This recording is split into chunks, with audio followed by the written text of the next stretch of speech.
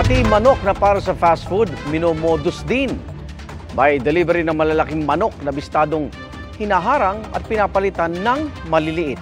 May naarestong 10 individual sa Santa Maria, Bulacan dahil sa modus na yan. Saksi si John Consulta. Kita ang pagbabalibag sa mga tray na may lamang buhay na manok. Sa videong ito na nakuha ng NBI, walang iligal sa unang tingin, pero bahagi na pala ito ng tinatawag na palit manok modus. Sumbong ng mga growers ng manok sa NBI, napansin nila ang pagkaka-reject ng kanilang mga pinapalaki mga manok sa mga planta. Itong complainant natin, supplier to sa mga malalaking food chains. Nagtataka sila na yung dumadating na manok dun sa planta ay hindi na pumapasa sa standards, tapos iba yung timbang. Nagtataka sila, wala naman silang nakikitang kakaiba dun sa takbo ng truck dun sa GPS, pero bakit parang nag-iba yung mga manok na dumadating sa planta. Nasundan ng NBI ang truck na nagdi-deliver ng mga manok at 10 sangkot daw sa modus ang arestado. Nawasak pa ang isang sasakyan ng NBI sa NLEX matapos itong banggain ng sasakyan ng mga suspect sa kanilang bigong pagtakas.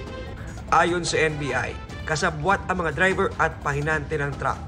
Pinapalitan daw ang mga manok na may timbang na 1,600 grams ng mga payat at batang manok na may bigat lang na 350 grams.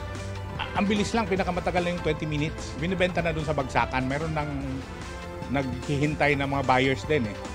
So, dun nila binibenta na itong mga nakukuhan lang manok. Ang driver at pahinante, ang bayad sa kanila nung grupo na kumukuha ng mga manok, 20,000 bawat biyahe. Every biyahe daw, at least 500 to 1,000 chickens kada biyahe ang pinapalitan nila. Para hindi mabisto ang kanilang modus operandi, ang ginagawa raw ng sindikato ay tinatanggal itong GPS ng kanilang target na truck na may kargang manok at ikinakabit sa isang baterya. Saka naman ililipat ito sa nag-aantay ng isang sasakyan na magsisilbing decoy para hindi maghinala ang mga biktima na may nangyayari na palang milagro sa kanilang mga manok. Kung titignan natin, parang simpleng pagnanakaw lang ng manok ang ginawa nila. Hindi po. Kasi yung affected dito, unang-una, yung contract grower, yung nagpapalaki ng manok. Sila po yung unang nalugi dito. At next time around, hindi na mag-grow yung grower. So, outright na mawalan sila ng client sa kanilang feeds. The entire food chain and the ecosystem of the poultry industry are really affected. Pag-amin naman ng sangkot na driver ng truck, mahigit 1 taon na nilang ginagawa ang palit manok modus. Nagawa ko lang naman po yun kasi may sakit po ang nanay ko. Pero pinagsisisihan ko naman ho. Sana mabigyan pa kami ng pagkakataon para magbago.